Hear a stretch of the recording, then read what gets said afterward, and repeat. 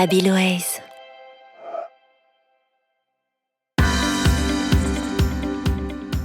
Je suis David Bacouche, je suis professeur à l'Université Paris-Sud, à Sceaux, où j'enseigne le droit civil, et consultant auprès du cabinet Mayer-Braun, où je fais du droit des contrats et du droit des assurances. La notion de clause abusive n'est à proprement parler connue que du droit de la consommation, mais d'une manière plus générale, on pourrait dire qu'une clause est abusive dès lors qu'elle crée un déséquilibre entre les droits et les obligations des parties au contrat.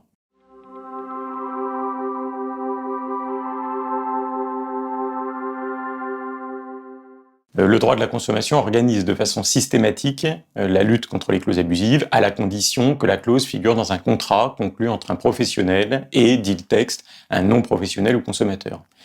L'originalité consiste dans le fait que la loi renvoie au décret le soin de déterminer à l'avance les clauses qui doivent être considérées comme abusives.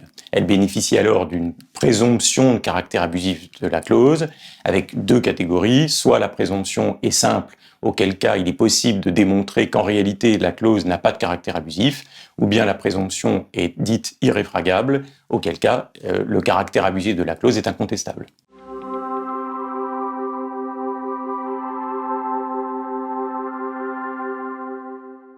L'ordonnance du 10 février 2016 qui a réformé le droit des contrats a transposé en droit commun le principe d'une sanction de la lutte contre les clauses abusives en s'inspirant du droit de la consommation, puisque le Code civil reprend à présent exactement les mêmes termes que ceux du Code de la consommation.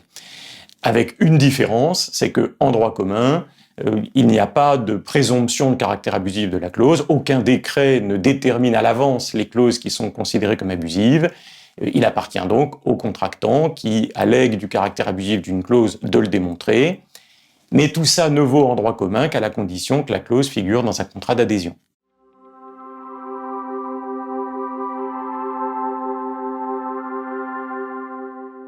Pour conclure, manifestement une tendance se confirme avec l'ordonnance du 10 février 2016 qui consiste dans le renforcement du pouvoir du juge dans le contrôle de l'équilibre contractuel.